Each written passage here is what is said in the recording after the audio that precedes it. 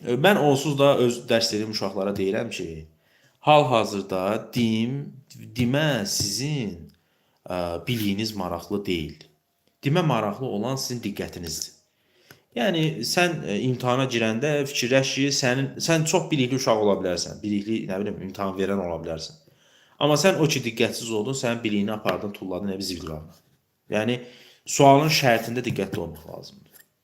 Ümumiyyətlə sizə tövsiyəm odur ki, heç bir suala qarşı yuxarıdan aşağı baxmayın. Bu yuxarıdan aşağı baxdığınız təqdirdə o sual sizin deyil. Artıq siz düşürsünüz sualın əlinə. Ona görə sual nətər olur olsun çətin kimi yanaşın. Deyirəm ki, birdən burada təl olar. Arxayınlıq bir yerə qədər yaxşı bir şeydir, bir yerdən sonra yox. Ona görə diqqətli olmaq lazımdır. Hə, sualı olan var sizin?